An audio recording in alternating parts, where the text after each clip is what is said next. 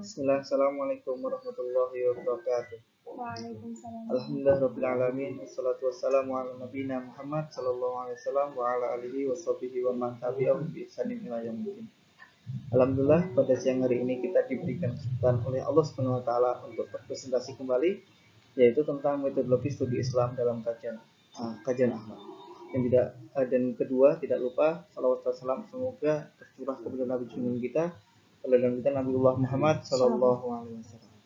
Perkenalkan, nama saya Jidan Nur Habib, NPM 220411 dan akan ditemani rekan saya yaitu Saya Rizky Melani Wulandari dengan nomor NPM 2204010012. Baik, pada siang hari ini kita akan berpresentasi tentang metodologi studi Islam dalam kajian akhlak. Baik, memasuki yang pembahasan pertama adalah rumusan masalah, yaitu apa pengertian metodologi studi Islam, yang kedua apa pengertian akhlak, dan yang ketiga macam-macam metode memahami. Memasuki pembahasan yang pertama, yaitu pengertian metodologi studi Islam. Metodologi studi Islam terdiri dari dua kata, yaitu metodologi dan studi Islam. Pada bahasa Arab, metodologi studi Islam dipahami sebagai dirosah Islamiyah. Pada bahasa Inggris dipahami sebagai Islamic Studies. Pada istilah Jerman dipahami sebagai Islam Wissenschaft. Metodologi asal kata dari bahasa Latin metodologia, metodus, logia, dan logi. Istilah ini pertama kali digunakan pada tahun 1800. Studi Islam secara etimologis merupakan terjemahan dari bahasa Arab, dirosah Islamiyah. Sedangkan studi Islam di Barat dikenal sebagai istilah Islamic Studies. Kemudian yang kedua adalah pengertian akhlak. Secara etimologi, akhlak berasal dari bahasa Arab, akhlaqo, yuhliku, ikhlaqon.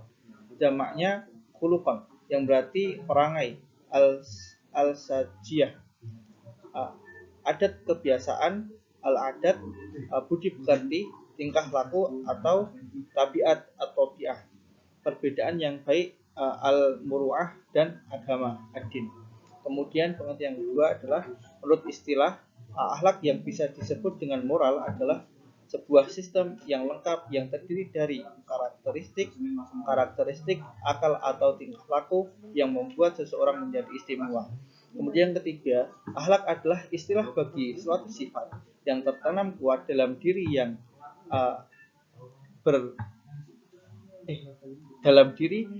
darinya terlahir perbuatan-perbuatan dengan mudah dan ringan tanpa perlu berpikir dan merenung. Jika dari sifat tersebut terlahir perbuatan-perbuatan yang indah menurut akhlak dan syariat dengan mudah, maka sifat tersebut dinamakan dengan akhlak yang baik. Sedangkan jika darinya terlahir perbuatan-perbuatan buruk, maka sifat tersebut dinamakan akhlak yang buruk. Dikutip dari Rosihan Anwar bahwa pengertian akhlak menurut ulama yaitu menurut satu Ibnu Maskawih, kemudian yang kedua Imam Al-Ghazali, yang ketiga Muhyiddin Ibnu Arabi, yang keempat Syekh Makarim Asy-Syarizi, dan yang kelima adalah Al-Faid Al-Kasyani. Oke, masuk pengertian yang pertama menurut Ibnu Maskawih. Akhlak adalah keadaan jiwa seseorang yang mendorong untuk melakukan perbuatan tanpa melalui pertimbangan berpikir terlebih dahulu. Keadaan ini terbagi dua, ada yang berasal dari tabiat aslinya, ada pula yang diperoleh dari kebiasaan berulang-ulang. Boleh jadi, pada mulanya tindakan itu melalui pikiran dan pertimbangan, kemudian dilakukan terus-menerus, maka jadilah suatu bakat dan akhlak. Yang kedua, akhlak menurut Imam Ghazali yaitu daya kekuatan atau sifat yang tertanam dalam jiwa yang mendorong perbuatan-perbuatan yang spontan tanpa memerlukan pertimbangan pikiran. Yang ketiga yaitu akhlak menurut Muhyiddin Ibnu Arabi. Akhlak adalah keadaan jiwa seseorang yang mendorong manusia untuk berbuat tanpa melalui pertimbangan dan pilihan terlebih dahulu. Keadaan tersebut pada seseorang boleh jadi merupakan tabiat atau bawaan dan boleh jadi juga merupakan kebiasaan melalui latihan dan perjuangan. Selanjutnya yaitu dari Syekh Makarim Asy-Syarizi. Akhlak adalah sekumpulan keutamaan maknawi dan tabiat batini manusia. Lalu ada pengertian akhlak menurut Al-Faid Al-Kasyani. Akhlak adalah ungkapan untuk menunjukkan kondisi yang mandiri dalam jiwa yang darinya muncul perbuatan-perbuatan dengan mudah tanpa didahului perenungan dan pemikiran. Dari beberapa pendapat para ahli di atas, maka dapatlah disimpulkan bahwa yang dimaksud dengan akhlak adalah satu perbuatan, tingkah laku, sifat atau perangai manusia yang tertanam dan melekat dalam jiwanya, yang kesemuanya itu timbul atau muncul tanpa memerlukan proses pemikiran, yaitu secara spontan tanpa memerlukan pertimbangan dan perbuatan, atau sikap yang lahir terkadang berupa perbuatan yang baik dan terkadang perbuatan yang buruk. Akhlak dalam ajaran Islam yang termaksud dalam Al-Quran cukupnya sangat luas. Dalam artian tidak hanya akhlak dalam hubungannya dengan sesama manusia, akan tetapi juga akhlak kepada Allah sebagai penciptanya dan akhlak kepada semua makhluk Allah seperti hewan dan tumbuh-tumbuhan. Masuk pada materi macam-macam metode memahami akhlak.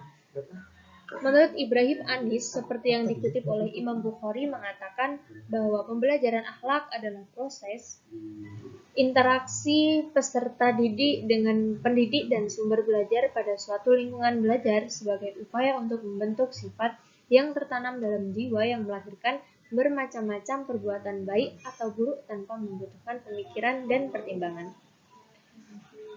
Metodenya ada beberapa metode. Yang pertama yaitu metode Hiwar. Menurut Omar Muhammad Al-Taumi Al-Saibani, metode dialog atau metode Hiwar adalah metode yang berdasarkan perbincangan melalui tanya jawab antara guru dan peserta didik untuk sampai pada fakta yang tidak diragukan lagi. Metode ini disebut pula metode Hiwar.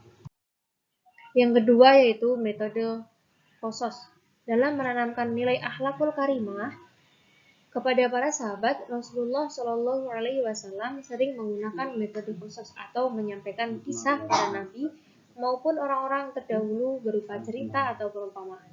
Cerita tentang kejadian, terutama peristiwa sejarah, merupakan metode yang banyak dikemukakan di dalam Al-Quran. Bahkan dari cerita-cerita tersebut, banyak yang diabadikan dengan nama-nama surat dalam Al-Quran. Yang ketiga yaitu metode Amsal. Metode perumpamaan ini menjadi salah satu cara yang sering digunakan Rasulullah Shallallahu Alaihi Wasallam untuk memberi pemahaman tentang pentingnya memiliki akhlakul karimah. Dengan bahasa yang indah, nilai-nilai akhlak tersebut sampai dan mengena pada para sahabat. Kemudian melanjutkan dari metode dalam memahami akhlak. Yang keempat adalah metode qudwah. Sebagai seorang guru, Rasulullah SAW telah mendidik para sahabat bukan hanya dengan metode ceramah ataupun perintah semata. Beliau bahkan juga menjadi role model bagi murid-muridnya. Kemudian yang kelima adalah metode ibroh dan mau'izah. Yaitu metode ibroh dan mau'izah adalah salah satu cara penyajian materi ilmu yang disampaikan oleh Rasulullah SAW dengan penuturan atau penjelasan lisan secara langsung kepada para sahabat. Metode ibroh wa mau'izah yang digunakan Rasulullah SAW cukup unik, di mana beliau jarang menggunakan perkataan yang panjang. Artinya dalam memberikan khutbah atau ceramah, Rasulullah SAW biasa menggunakan perkataan yang ringkas namun jelas dan padat. Kemudian yang keenam adalah metode targhib wa tarhib. Metode targhib wa tarhib merupakan metode yang menyentuh sifat dasar seorang manusia yang menyukai kebaikan dan membenci keburukan. Melalui metode ini, fitrah manusia dapat dipengaruhi sehingga mereka berpotensi untuk selalu taat dan tunduk akan aturan-aturan yang ada. Baik, demikian yang dapat kami sampaikan, presentasi yang dapat kami sampaikan. Apabila ada salah tutur kata, maka kami mohon maaf yang sebesar-besarnya. Akhirul kalam, alhamdulillahirabbil alamin. Assalamualaikum warahmatullahi wabarakatuh.